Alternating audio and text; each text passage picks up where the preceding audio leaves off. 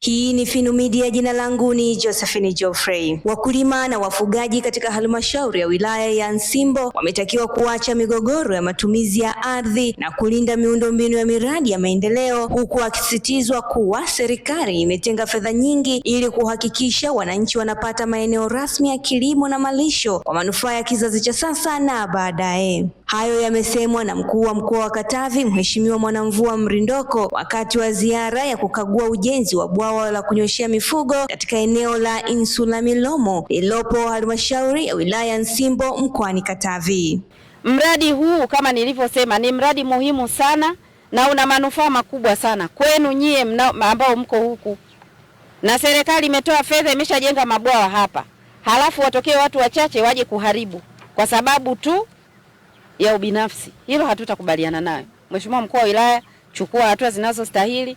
Miundombinu iliyopo hapa ilindwe, na niombe wananchi mtoe ushirikiano kulinda hii miundombinu kwa sababu imejengwa kwa manufaa yenu. Wala sio kwamba Mheshimiwa Rais atakuja kufuga hapa, wala waziri mkuu haji kulima hapa, hata mimi mkuu wa mkoa siji kufuga hapa wala siji kulima hapa.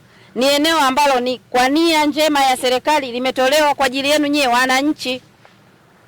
Mlinde hii miundombinu, mheshimu hii heshima mliopewa na serikali ya kupewa maeneo na kuletewa mradi wa kuweza kutumika. Huu mradi mkiupanga vizuri, mnaweza mkatumia kwa ajili ya umwagiliaji, mnaweza mkatumia kwa ajili ya hiyo mifugo, mnaweza mkatumia kwa ajili ya matumizi ya nyumbani yanayohitaji maji, na mkawa hamna shida ya maji kabisa mwaka mzima. Aidha, RC Mrindoko amesema lengo kuu la serikali la kutoa maeneo kwa ajili ya wafugaji na wakulima ni kuhakikisha kila kundi linapata eneo rasmi la shughuli zake bila kuingiliana. Hivyo hakuna sababu ya kuendelea kuwa na migogoro isiyo na tija kwa wananchi na maendeleo ya eneo hilo. Kwa ukitazama hapa, nia njema ya serikali ya kutoa hili eneo kulikata katika msitu ni kama sasa inataka kutupeleka kwenye mgogoro ambao sio malengo yetu.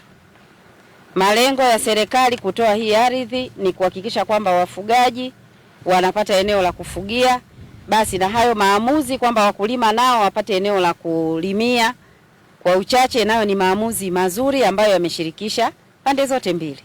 Mfugaji apate eneo na mkulima apate eneo. Lakini kinachoonekana hapa sasa, mfugaji na mkulima ni kama mnataka kuingia kwenye mgogoro. Anayelima anasema mimi niendelee kubaki hapa hapa, hata kama mmetenga eneo la malisho ya mifugo, yeye alime pale pale. Mwisho wa siku mazao yakiliwa, mkulima atasema mfugaji ananionea kwa sababu mifugo imekula nini? Imekula mazao yake. Lakini ukisema mfugaji naye atoke, atakwenda kwenye maeneo ambayo hayaeleweki, na huko kwingine atakuta mashamba, itakuwa tena ni mgogoro juu ya mgogoro. Malengo ya serikali kutoa hiyo ardhi kwa wananchi wake ni malengo mazuri kwa kusaidia pande zote mbili. Sasa naomba msije mkachezea hii bahati mlioipata, msije mkaharibu thamani mliopewa ya kupata hii ardhi kutoka serikalini, kwa maana ardhi hii imekatwa kutoka kwenye msitu wa TFS ambao unamilikiwa na serikali. Msichezee hili jambo.